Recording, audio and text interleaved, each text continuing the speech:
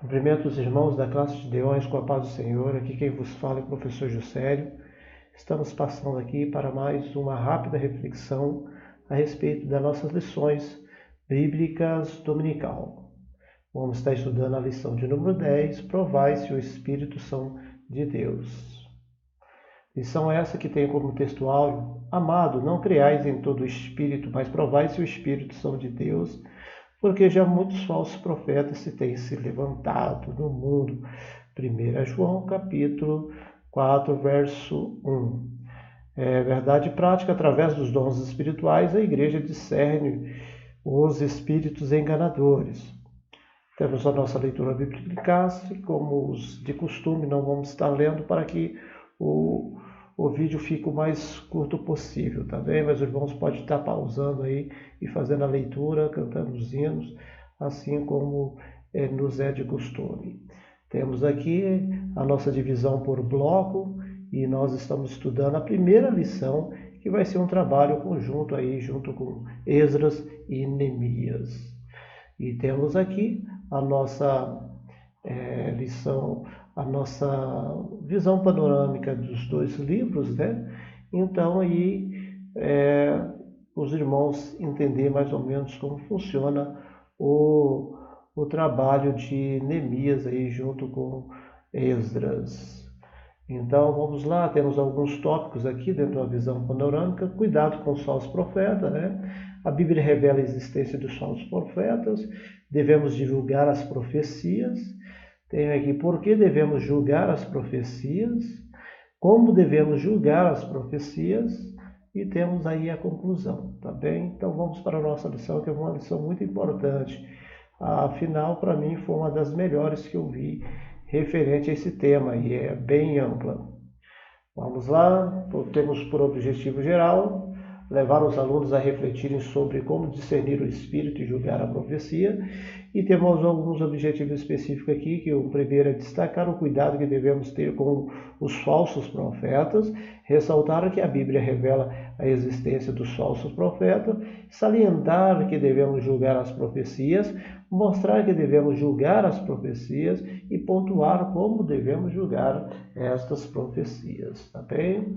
Temos aí a introdução. Na lição passada estudamos as diferentes formas de ataque que o inimigo da obra de Deus usa para lutar contra os servos de Deus. Vamos dedicar essa lição ao estudo de como o inimigo ataca por meio dos falsos profetas, tá bem? Antes de entrarmos já na continuidade da lição, gostaria de falar para os irmãos que a Bíblia é bem clara em dizer que a última pessoa que teve o ministério de profeta foi João Batista. A Bíblia é bastante clara em dizer isso, né? Mas como que ainda existe a profecia no nosso meio? Existe sim o dons de profecias, mas não aquele ministério, aquela função, aquela ocupação como profeta, né? Então, só para os irmãos ficar bem claro aí quanto a isso, tá bem? Cuidado com os falsos profetas. Os samaritanos observaram que os judeus davam muito valor à palavra da profecia. Então, os judeus recusam a proposta de cooperação dos samaritanos e não aceitam a visita deles. Em vista das constantes recusas da sua oferta de amizade, os samaritanos procuraram então influenciá-los por meio da profecia, tá bem? Então a gente já viu aqui que eles já tentaram desprezo, tentou também a ameaça, tentou a calúnia, o escárnio e tentou de várias formas, né? Não conseguindo, agora eles vão para o meio da profecia, tá bem? É uma coisa bastante semelhante com o que aconteceu com Balaão, tá bem? Tobias e Sabalate conseguiram subornar alguns profetas, entre eles a profetisa Noadias, a fim de atemorizar Neemias, dizendo que ele estava em perigo de morte e deveria fugir para dentro do templo para assim salvar a sua vida, tá bem? Então devemos ter cuidado a fim de que o falso profeta não encontre guarida em nossas igrejas, tá bem? Aí Neemias tinha o dever de examinar a profecia recebida. Então Neemias recebeu a profecia, ele foi examinar a profecia, se estava de acordo com a Bíblia, mas estava fora da Bíblia, porque a profecia dizia que ele tinha que fugir para dentro do templo. Mas ele não era sacerdote. E se, uma vez que ele não era sacerdote, e se ele entrasse no templo, ele estava correndo perigo de morte. Então, não dava certo com a escritura. Então, ele teve como uma profecia falsa. Então, sempre quando nós recebemos uma profecia, nós devemos verificar se ela está trabalhando junto com a Bíblia. Não estando, essa profecia é falsa. Em primeiro lugar, estranhou a ordem para fugir. Um homem como eu fugiria? Além disso, ele observou que não tinha o direito de entrar no templo, uma vez que não era sacerdote, né? É interessante, irmãos, eu cometo muito esse erro aqui de falar a palavra sacerdote, mas a palavra certa é sacerdote, né? Mas a gente é tão acostumado a falar, e eu creio que os irmãos também aí têm essa dificuldade aí, né? Porque a gente, no nosso meio evangélico, a gente quase sempre ouve falar assim, sacerdote. Então a gente acaba falando assim também. Mas a palavra certa é sacerdote, tá bem? Compreendeu facilmente que tudo não passava de um ardil de Tobias e Sambalate para atemorizá-lo e seduzi-lo a pecar. Assim, concluído o exame da profecia, Neemias pôde dizer: conheci que não era de Deus. Tá? Neemias 6:12. Então a Bíblia revela a existência dos falsos profetas, no Antigo Testamento agora.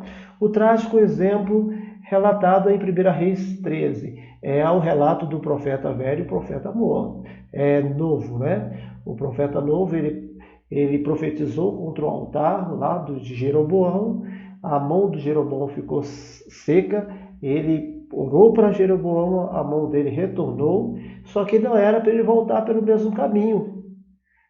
Mas ele voltou pelo mesmo caminho, não era para ele também entrar em casa de ninguém e comer alguma coisa e nem beber. Aí esse profeta velho foi lá e seduziu ele para entrar na sua casa e comer e beber. E depois que eles se despediram, ele foi encontrado morto e um leão tinha o matado. Mas, não porque o leão estava com fome, mas simplesmente para cumprir a palavra do Senhor. Porque o jumento teria muito mais carne do que o homem, e ele não matou o jumento. E o homem também não foi comido também, ele apenas matou o profeta e deixou lá. Então foi uma questão de um juízo e não por necessidade física do leão. Né? Nos dias de Jeremias havia falsos profetas, os quais, com as suas profecias, combatiam a palavra que Deus havia enviado a Israel por meio de Jeremias. Né? Isso aí aconteceu também. O rei Acabe de Israel tinha um grande número de profetas que profetizavam segundo a vontade de Acabe. Como Micaías profetizou, assim aconteceu. Acabe morreu na batalha. Então, nessa casa aí, é muito interessante os irmãos ler, que Micaías, eles falavam assim, Josafá perguntou, mas não tem outro profeta? Não, tem mais um aqui, mas ele só prega, fala coisas ruins para mim, então eu prefiro ouvir esses aqui que só falam as coisas boas. E eles falou que ele fazia coisa boa, inclusive um tinha feito um chifre, né? Mas o Micaías chegou e falou a verdade: olha, você vai para a batalha, mas você vai morrer na batalha. E ele pegou e tentou se disfarçar. Inclusive teve um daqueles falsos profetas que até esbofeteou Micaías, né? Para dar mais veracidade na profecia dele, mas o certo é que Acabe morreu. E ele falou para Acabe: olha, você vai se lembrar dessas minhas palavras quando você estiver correndo de cova em cova tentando se esconder. E foi mais ou menos isso que aconteceu, e Acabe morreu ali na batalha ali, na mão de nenhum guerreiro assim muito experiente, né? A Bíblia fala que foi na sua simplicidade, ele atirou assim e a flecha saiu quase que procurando Acabe e encontrou, né? Ainda nos dias de Jeremias, falsos profetas conseguiram influenciar alguns dos sacerdotes e enganar o povo por meio deles, tá bem? É muito interessante falar que quando o Daniel foi levado para a Babilônia, né? Daniel profetizou no palácio, Ezequiel profetizou lá junto com os, digamos, os sem terra, lá os camponeses, e Jeremias ficou junto com os pobres em Jerusalém, né? E depois lá ele foi também levado para o Egito e assim por diante, tá bem? Alguns falam que ele fugiu para o Egito, mas na verdade ele foi levado para o Egito, tá bem? Moisés, Jeremias e Ezequiel combateram tenazmente o falso profeta e seus ensinos heréticos. Vamos lá? No Novo Testamento, Jesus advertiu o anjo da igreja em Tiatira por este ter permitido que uma mulher por nome de Jezabel, falsa profetisa, ensinasse e enganasse os membros daquela igreja, prostituindo-os. Tá? Não é certo que aqui se fala de uma mulher por nome de Jezabel. Muitos entendem, né, e eu também defendo essa tese, de que seria apenas alguns grupos de pessoas que usavam os mesmos ardis de Jezabel. Seria talvez uma doutrina, né? Teria talvez aí uns defensores dessa, propagadores desses mesmos conceitos que tinha Jezabel, tanto na área da a gente fala aí da prostituição, tanto da área da idolatria, da manipulação e da perseguição. Tá bem? A Bíblia adverte que nos últimos tempos aparecerão falsos profetas. O espírito do anticristo estará então operando grandemente e fará esses falsos profetas operarem sinais e prodígios de mentiras com todo engano e injustiça. Tá bem? Devemos julgar as profecias. Deus quer a sua igreja revestida com todos os dons do Espírito Santo. A igreja em Corinto deve ser o nosso exemplo. Nesse sentido, Paulo dirigiu-se a ela dizendo que nenhum dom lhe faltava. O conselho bíblico para nós é seguir o amor e procurar com zelo os dons espirituais, mas principalmente o de profetizar. Tá bem? Vamos lá. O despertamento renova os dons. Quando Deus renova o dom de profecia e os dons de variedade de línguas, a interpretação por meio de um despertamento espiritual, tá bem? Então se torna necessário que a igreja esteja bem doutrinada para saber como usar os dons espirituais e também como se deve julgar as profecias conforme a palavra de Deus nos orienta. Então não é apenas receber, mas julgar também se ela procede de Deus ou não, tá bem? Nenhuma mensagem tida como profética está isenta de exame por parte da igreja. Temos o direito e o dever de julgar as profecias para ver se elas estão de acordo com a Escritura. Então vamos lá, quais são os tipos de dons? Tem o dom de elocução, que é um conjunto de dom de elocução, mais voltado para a fala, né, da pessoa, né? Tem a profecia, tem a variedade de língua e tem a interpretação de línguas, que é o mais usado ali, a nossa boca, né? Tá vendo, meus irmãos? E tem o dons de revelação também, que é a palavra de sabedoria, a palavra de ciência e o discernimento de espírito, né? Já um conhecimento maior dentro da pessoa que está sendo usado com o dom de profecia, né?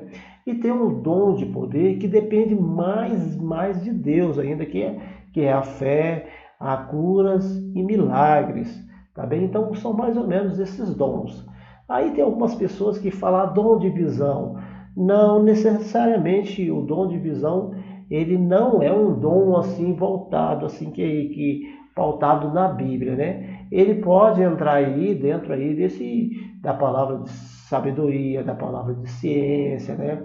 Então tem alguns dons aí, irmãos, que as pessoas falam que tem, mas esse dom não está aqui com essa nomenclatura aqui dentro mesmo, tá bem? Ah, eu tenho um dom de cantar. Ah, eu tenho um dom de pregar. Então, esses dons aí, irmãos, vai ter que encontrar aqui um outro aqui para eles entrar aqui dentro aqui, porque não necessariamente tem esse dom assim explícito na Bíblia, tá bem? Então, é basicamente isso aí.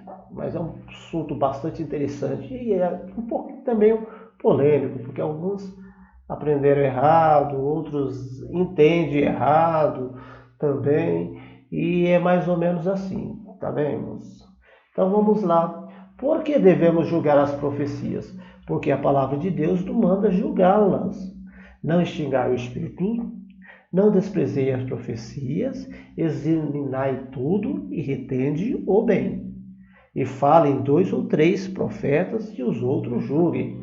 Então, irmãos, não é, por exemplo, uma questão de falta de fé, uma questão de desconfiança. É que a Bíblia nos manda a julgar. Nós temos o dever de julgar. Não é porque você é incrédulo, não é porque você não é espiritual, é porque a Bíblia nos manda a julgar o espírito. Tá bem, meus irmãos? Tem muitas pessoas que até condena Tomé, né? Porque Tomé queria ver para crer, né? Mas o interessante, irmão, se hoje nas nossas igrejas tivesse crente com aquela convicção de Tomé querer ver para crer, de repente nem cairia tanto assim em algumas ciladas que alguns têm caído, né, meus irmãos? Então, de repente é bom a gente tentar e descobrir mais a fundo qual é a perfeita e agradável vontade de Deus para a nossa vida, tá bem? Então, por que os que profetizam são sujeitos às falhas? Mesmo que a mensagem venha de Deus, pode acontecer que o instrumento esteja a ser um fruto do Espírito na sua vida e a transmissão da mensagem seja prejudicada por essa causa. Então, irmão, isso aqui eu acho fantástico. Por quê? Não é porque a pessoa, de repente, errou na dosagem que ele não foi usado por Deus. É por isso que nós temos que julgar. E também não significa que ele foi também usado por Deus, mas ele também tem a capacidade de influenciar com entonação, ou talvez com a questão também do descalibre ali dentro do fruto do Espírito, né? Por exemplo, a falta de amor. Por exemplo, uma pessoa que profetiza, mas se ela não tiver amor, é complicado, né?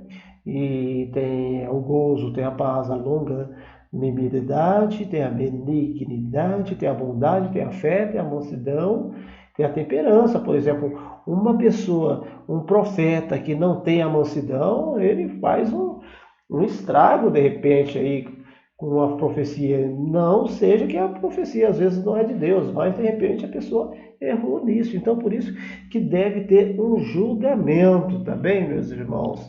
Agora, uma coisa que eu acho muito interessante que os irmãos aqui entendam, que não é os frutos do Espírito, tá bem? Porque muitas pessoas falam assim, quais são os frutos do Espírito? Mas não são os frutos, é apenas um fruto do Espírito, mas com 9 qualidades. Da mesma forma que tem uma laranja que tem 9 gomos, o fruto do Espírito também é assim. Também não é os frutos do Espírito, mas o fruto do Espírito. Compreendido? Porque pode haver conhecimento prévio dos fatos. Isso é bastante complicado, irmãos. Agora há pouco eu estava vendo algumas, no mundo político aí, algumas sentenças que foram desfeitas, consideradas nulo, porque o juiz ele declarou que ele era suspeito. Por exemplo, quando um juiz vai julgar uma determinada pessoa, ela não pode ter uma relação de amizade com aquela pessoa, ela não pode ter uma relação de amizade com um parente próximo daquela pessoa, se não me foge a memória, até um terceiro grau ali. Então ela não pode ter uma relação comercial com aquela pessoa, e se ela tem alguma amizade com aquela pessoa, tem uma relação comercial com aquela pessoa, ela tem alguma ligação que ele pode influenciar na sua decisão, ele deve ser declarado suspeito. Ele pode dizer assim, eu sou suspeito para julgar esse caso. Então aí ele passa para outro que não tenha esse mesmo vínculo, esse mesmo viés aí, tá bem? Agora mesmo está acontecendo aí, provavelmente vai ter um julgamento aí do governador do Rio de Janeiro, e já 3 ministros do Supremo Tribunal Federal já disse que eles são suspeitos porque ele tem relação de amizade com o advogado da outra parte. Então, esse grau de conhecimento também na profecia pode contribuir. Então, quando o que o profetiza conhece os problemas da pessoa, para quem está profetizando, pode haver o perigo de que a sua opinião pessoal venha a influenciar o conteúdo da mensagem. A Bíblia diz: quem tem a palha com o trigo, né? A mensagem pode ser um produto da opinião daquele que profetiza. Quando o profeta Natan entregou por conta própria uma mensagem profética ao rei Davi, em 2 Samuel capítulo 7, verso 2, Deus mandou que ele corrigisse a palavra dada. Então, nós devemos ter aí, julgar também essa questão, se por acaso esse grau aí de conhecimento aí não tenha prejudicado a, a, a, a verdadeira profecia, tá bem, meus irmãos? Então vamos lá, existe a possibilidade que o profeta, ao enunciar a mensagem profética, esteja sendo influenciado por um espírito maligno, disseminador de mentiras. Então o que acontece, meus irmãos? A profecia, a palavra, ela tem 3 fontes. Pode ser da pessoa, do homem, pode vir de Deus, né, que é o correto, e pode vir também do maligno. Diz que a maioria dos erros não é nem que vem do maligno, mas que vem do homem, tá bem? Mas pode ter essa questão também de um espírito de mentira disseminador, tá bem? Então, aqui fala assim, lemos isso aqui em Reis capítulo 22, verso 7, aquela mesma questão lá de Micaías, que a gente já falou. Então, um espírito se apresentou diante do Senhor e disse: eu induzirei. O Senhor lhe disse: com que? E disse ele: eu sairei e serei um espírito de mentira na boca de todos os seus profetas. E ele disse: tu o induzirás e ainda prevalecerás. Sai e faze assim. Agora, pois, eis que o Senhor pôs o espírito de mentira na boca de todos estes teus profetas, e o Senhor falou o mal contra ti. Aqui não significa que foi Deus que pôs o espírito de mentira, mas talvez com a permissão do Senhor. Tá bem? Então, não é bom a gente ler esse texto aí, dar uma olhada nos rodapés da Bíblia de Estudo Pentecostal, acho que é de estudo pentecostal mesmo, e tem a Bíblia também de aplicação pessoal, tem a King James, tem a JBK Holman também, que tem bastante assim, rodapés que explica bastante referente a esses assuntos. É bom a gente sempre estar procurando saber mais do que realmente que o texto quer falar, além de orar para que o Senhor possa revelar a sua palavra aos nossos corações, tá bem? Como devemos julgar as profecias? Examinando as escrituras, como já falamos. Uma profecia jamais pode estar em conflito com a palavra de Deus. A palavra de Deus é o prumo. A palavra de Deus é perfeita. Uma mensagem que estiver em desacordo com a palavra de Deus, seja ela transmitida por quem for, até um anjo do céu está reprovada e deve ser rejeitada, pois é anátema.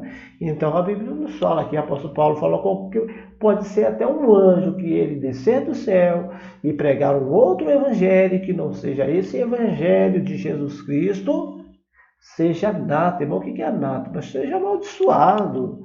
Tá bem, meus irmãos? Não é bendito, não é bendigno, né? Tá bem? Então, não devemos tratar a profecia que não está de acordo com a Escritura como sendo uma palavra fidedigna, tá bem? E através dos dons de discernimento do Espírito. Isso é muito importante, esse dom. A Bíblia diz que o que é espiritual discerne bem tudo. Devemos buscar incansavelmente perceber que de Deus este dom, né? Quando uma profecia é inspirada por Deus, aquele que tem discernimento logo a reconhece. Desse modo, o espírito de mentira não o engana com muitas suas falsas profecias. O crente que é uma ovelha do Senhor conhece sempre a voz do seu pastor, né? A noiva conhece a voz do seu amado. Então, como que a gente vai conseguir discernir isso? Com a sua intimidade com Deus, você vai ter aquela sensibilidade de saber que aquilo que não está de acordo com Deus, tá bem?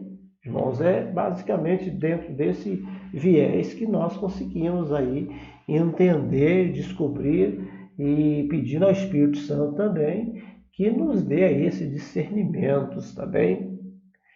Então, esse discernimento de espíritos, pode ver que esse espírito é com E minúsculo. Quando é espírito com E minúsculo, ou é um espírito que Deus soprou no nosso corpo, ou é um espírito do maligno. Agora, quando fala espírito com E maiúsculo, já fala do Espírito Santo, tá bem?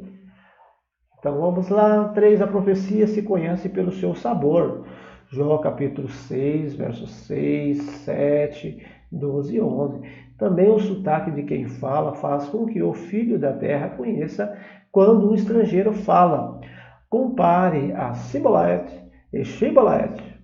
Finalmente, o que são perfeitos têm, em razão de costume, os sentidos exercitados para discernir tanto o bem como o mal, né? Então, em Juízes aqui é muito interessante essa passagem bíblica que eles queriam descobrir quem era verdadeiro de Deus e quem não era. Então, eles pediam para falar, era Sibolete, mas eles não conseguiam falar porque a sua língua não estava acostumada a falar Sibolete, aí falava Shibolete. E isso aí fazia com que eles perdessem a sua vida. Já era para levar para um determinado lugar e ali já era decapitado e morto. Então, por isso que é interessante a gente falar a língua de Deus, a língua de um cristão, né, para que nós não podemos estar sofrendo esse dano. Já chegamos à nossa conclusão, né? Essa é uma das lições que tem conclusão. Nem todas têm conclusão, tá, irmãos? É só a 10 e a 13, né? Então, vamos à nossa conclusão. E a nossa conclusão, ele trata quase assim como sendo um tópico também, né? Pode ver aí, tem divisões, subdivisões, tá bem? Vamos para lá. Quando as profecias são provadas, o conceito e a consideração dos dons espirituais são conservados, tá bem? Deste modo, essa doutrina é preservada de qualquer influência e a erro. E o Espírito Santo tem liberdade de usar os seus servos conforme a sua soberana vontade. Quando provamos as profecias, estamos em condições de corrigir a doutrina a pessoa que usou erradamente o dom de profecias. Assim, de outra vez, ele dará o lugar ao Espírito Santo e irá usar o dom profético de modo correto. Quando provamos as profecias, recebemos as bênçãos que Deus, por meio dela, quer nos dar. Ficamos com o bom e rejeitamos o que não veio de Deus. Tá bem? 1 Tessalonicenses, capítulo 5, verso 21. Vamos ver como é a nossa próxima lição. A nossa próxima lição é a lição 11. Esdra vai a Jerusalém ensinar a palavra na nossa próxima lição. Tá bem? Temos aí os nossos contatos. Alguém tiver alguma dúvida, não se acanhe, não se intimide, manda um WhatsApp para nós, dá uma ligadinha, que nós vamos estar atendendo e explicando para os irmãos alguma coisa que de repente, em virtude da nossa pressa aqui, de repente não ficou bem certo, tá bem? Chegamos ao fim e Deus abençoa a cada um que tem acompanhado as nossas lições em nome do Senhor Jesus Cristo. Amém.